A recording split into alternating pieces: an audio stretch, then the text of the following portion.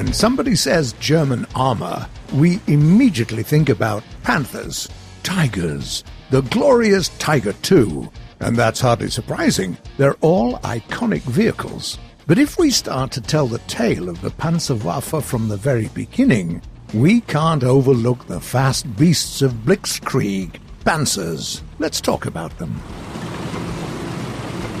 You get a reserve Panzer III at the very start of the tech tree. For the sake of coherence, though, let's begin our journey with the earliest Panzer II variations.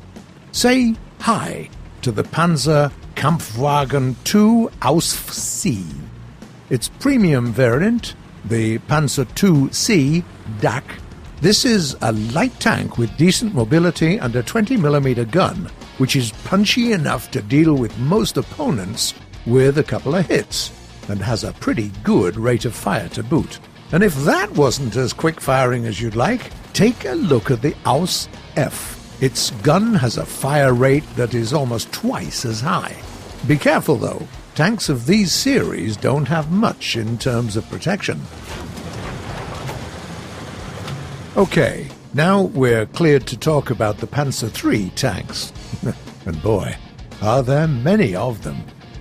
The earliest model at your disposal is the Ausf B, which will teach you all you need to know about the strengths and the flaws of the Panzer III series on the whole. The biggest problem is that it makes use of manual turret traverse, and it's really, really slow. Its biggest asset is its great survivability, first because of a crew of 5, and on later models because of decent army configurations. At the same time, its gun gives it enough firepower and has high enough fire rate to let it deal with the bulk of its opponents in early matches, and it has access to an APCR round, which is a plus, especially when engaging at considerable range. Then we have the Panzer IIIe, which comes with a lot of changes. It was fitted with torsion bar suspension with 6 road wheels on each side. Moreover, the hull machine gun received a ball mount. The driver was given a periscope and a protected vision port, and the armor on this batch of Panzer III tanks was thickened to 30mm. During 1940 and 1941, some of those vehicles were up-gunned with 50mm KWK-38 cannons.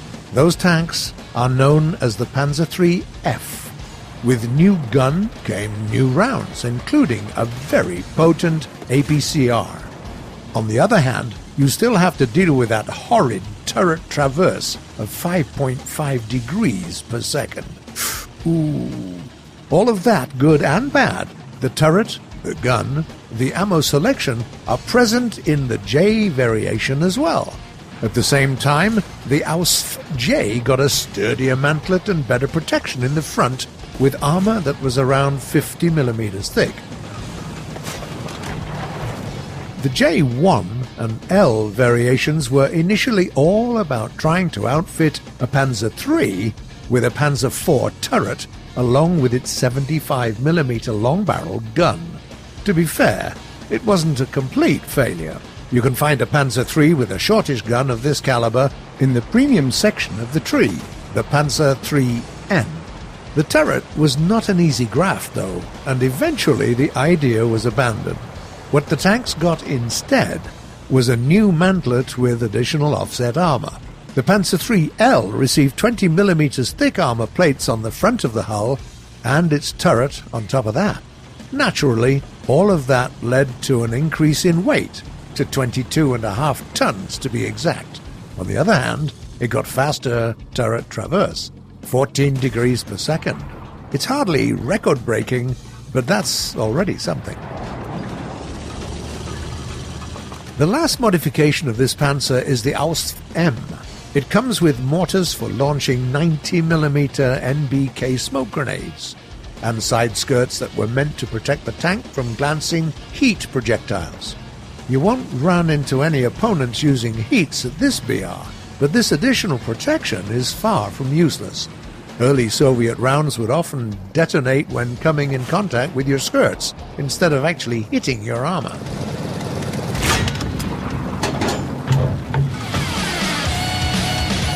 Let's move on to the Panzerkampfwagen 4.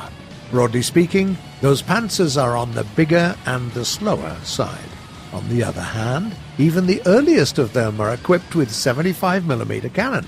It doesn't have the longest barrel, but has access to very powerful heat rounds. The first Panzer IV variant you get is the Panzerkampfwagen 4 Ausf C. This tank comes with a nice selection of rounds and good mobility. Furthermore, it only takes the gun 3.3 seconds to reload.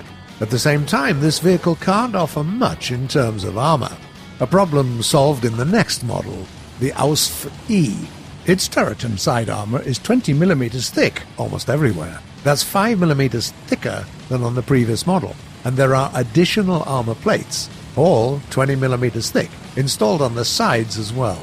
The front was also fortified with some good old RHA. This type of add-on armor, though, was not terribly effective at increasing the vehicle's survivability. It was considered a temporary solution anyway.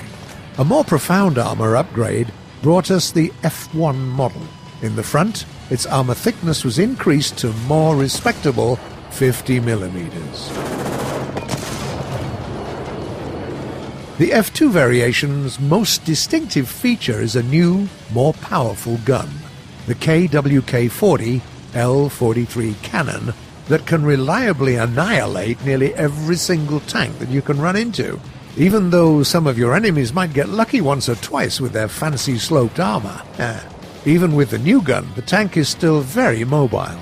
It comes also with new means of protection in the form of a 5-shooter smoke grenade launcher and some additional armor in the glacis area.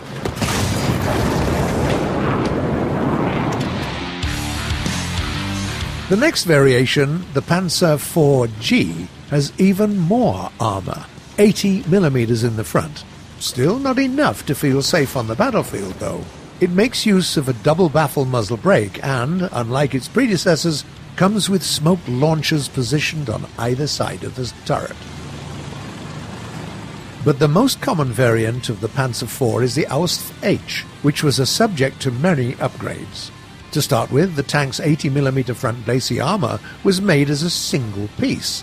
Furthermore, the vertical surfaces of the armor got Zimmerit paste coating to protect the vehicle from magnetic anti-tank mines. Not to mention that the tank was also covered head to toe in 5mm thick-spaced armor skirts.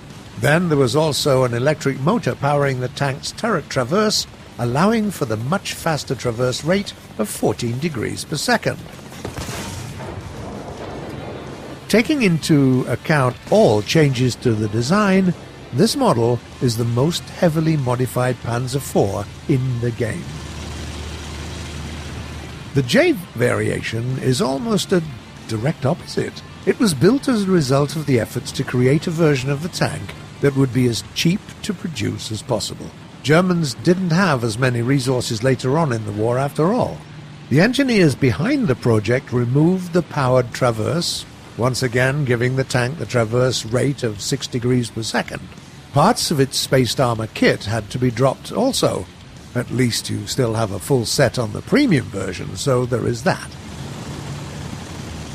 In a way, the history of this tank family mirrors the history of the Nazi Germany itself, starting with a massive breakthrough with vehicles that were both fast and powerful. Through a number of developments, it eventually went into decline, just as the Reich lost more and more of its ground.